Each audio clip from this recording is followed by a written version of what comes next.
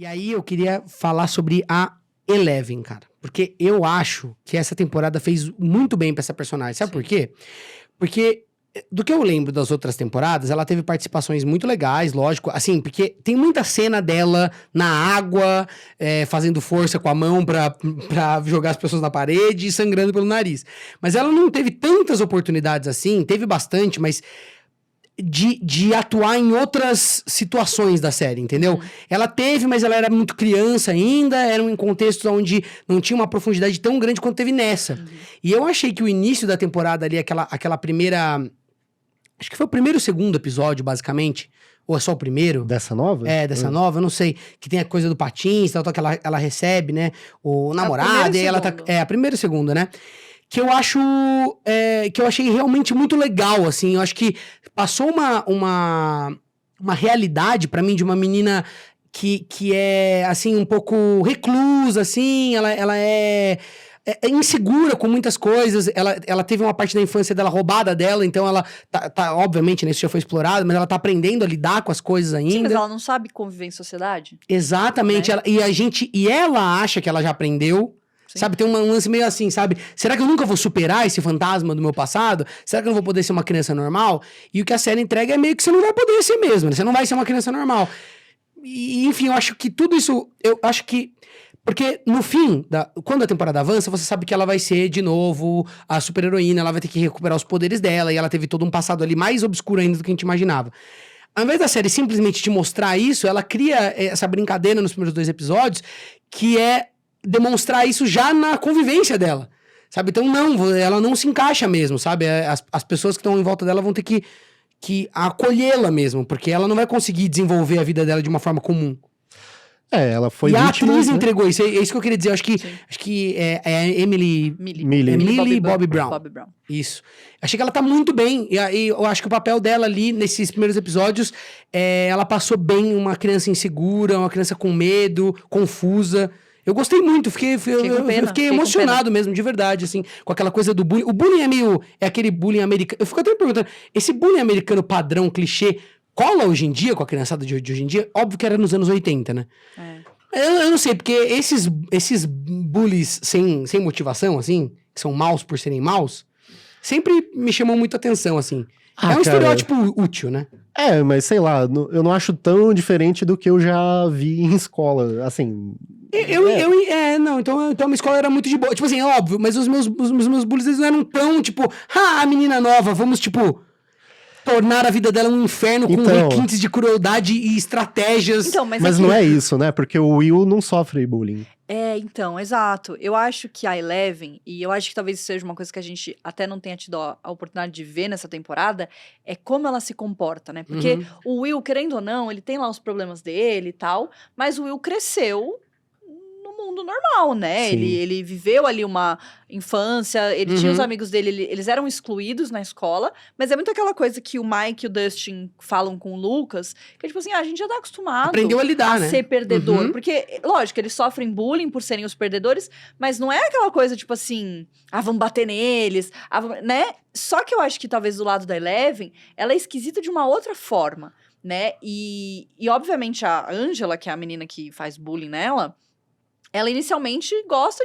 de tirar sarro, porque é uma coitada, entendeu? Tipo assim, e aí tem esse lance do pai dela ter morrido no negócio lá no shopping. No shopping, né? E aí eles ficam meio tipo assim, ai que tosco, né? Ela vem de uma cidade assim, e eu acho que nesse momento é um bullying sem propósito, e a partir do momento que ela começa a fazer coisas esquisitas, tipo, tentar, né, soltar os poderes e tal. E aí eles, tipo, falam, mano, tipo, que essa menina é louca, né? E isso nos anos 80, onde existe um tabu muito grande em relação à saúde mental, né? Você realmente ser desequilibrado, você ia pro manicômio, tipo assim.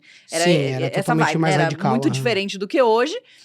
E aí, quando a Angela se ferra, aí que ela começa o plot de vingança, né? Sim. Que daí eles fazem aquela humilhação enorme no rink de patinação, que aquilo pra mim, eu fiquei abaladíssima. O que você tava falando, inclusive, fiquei pensando aqui, né, a Eleven, ela tá sempre simulando.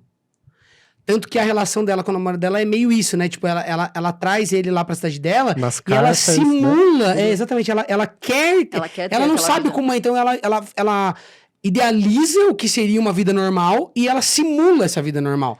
Mas ela nunca teve, ela não sabe como é, e as pessoas percebem que ela não sabe. Exato, e aí eu acho que é por isso que ela vira essa chacota, entendeu? Porque ela fica querendo tanto ser uma menina popular. E é lógico que assim, eu pelo menos não era popular na escola, era excluída. Então, óbvio que a gente olhava as pessoas que eram populares e eu falava, poxa, queria ser assim, né? Como é que era? Às vezes eu fico pensando, cara, se eu fosse para meus 15 anos com a cabeça que eu tenho hoje, será que eu ia fazer as coisas diferentes do que eu fazia? Porque eu sempre fui excluída, gostava de assistir anime, entendeu? Tamo tipo, junto. é isso aí, entendeu? Essa é a vibe. Então, obviamente, eu não era a pessoa mais popular da escola, mas óbvio, também tinha meu grupinho de amigos que também gostavam. Então, não era um terror, assim, tenebroso. Sim, Só é isso que eu falo, esse não era um estereótipo que eu clima de acho meio- opressão, não né? era uma opressão total. Rolavam situações chatas, mas não era uma opressão completa. Mas eu acho que no caso dela, ela quer tanto... Porque ela sai de um lugar onde ela tem um ambiente seguro, onde ela tem pessoas que entendem, que estão ali com ela, né? Então, óbvio, tinha o Mike, o Lucas, o Dustin, a Max, que é uma pessoa com quem ela se aproxima muito, e vira uma amiga, que é a primeira vez que ela tem uma amiga na vida. E aí ela vai pra um lugar completamente novo e ela quer ter isso de novo. Só que ela não sabe como é que ela vai arranjar um grupo de amigos do nada, né? Então, tipo, eu acho que nesse caso é extremo, e aí a gente não sabe qual é o tipo de coisa. A gente vê lá naquele primeiro episódio que ela dá oi pra uma pessoa que ela não sabe quem é, né? Tipo assim, meio que tentando fazer parte. E aí, enfim... Nossa, muito bem lembrado.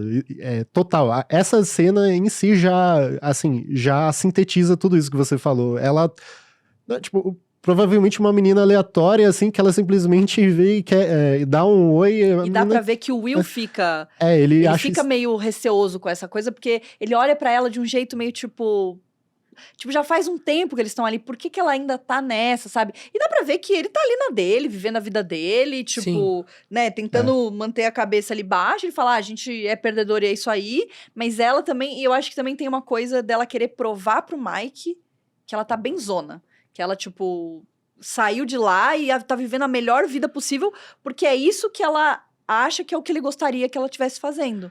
Né? E talvez que... Porque, e em contrapartida, a gente vê que o Mike, apesar de continuar sendo um perdedor, entrou ali pro clube de D&D com os caras mais velhos, então ele passou pra um status diferente na escola. Ele continua sendo um perdedor, mas ele tem amigos, sabe? Ele tem um grupo, ele tem um propósito. A vida não é um inferno completo, essa é a minha questão. Só que ela não tem. Sim, sim. Entendeu? Ela tem, lógico, o Will e o Jonathan e tal, mas ela vive naquela bolha. Então, às vezes, ele na carta tava falando assim, hoje a gente jogou D&D com o Ed, e a gente fez uma campanha, nananana, e ela não tem nada pra contar. Ela não fez nada, exatamente. Mas sabe qual é a parada? Eu quero falar do Will daqui a pouco. Também. Mas sobre ela... É porque assim... então... Ela, na primeira temporada, ela era quase um mascote. Ela era o ET do Spielberg ali, né? Sim. Então, total. E ela foi... ela foi tentando aprender como que é ser uma pessoa. E para as outras crianças, adolescentes, vendo essas tentativas bizarras dela, ela acaba sendo a Carrie. Né? Sim, Tanto é que, não, a cena lá do Patins, eu já achei que poderia rolar um surto ali que ela iria não necessariamente matar, mas os poderes já poderiam voltar ali e acontecer alguma coisa muito pesada. E eu gosto que depois eles interrogam ela e ela não tem remorso nenhum. Sim. De ter metido o patinho na cara da menina, entendeu? Sim, mas ela não tem vivência suficiente pra falar assim, sentir calma aí, gente, como assim? Exato. A menina é uma louca, tava me torturando. Isso, ela não me sabe. eu tava me defendendo, tal, beleza, me excedi. Quando a gente entra na história dela e a gente vê o grupo que fazia bullying nela quando ela estava lá no... Sim, bem criancinha, né, quando ela tava lá no laboratório. E como ela aprendeu a responder, né, tipo assim, porque lá era meio, tipo assim, o mais forte manda. E o menino lá, o número...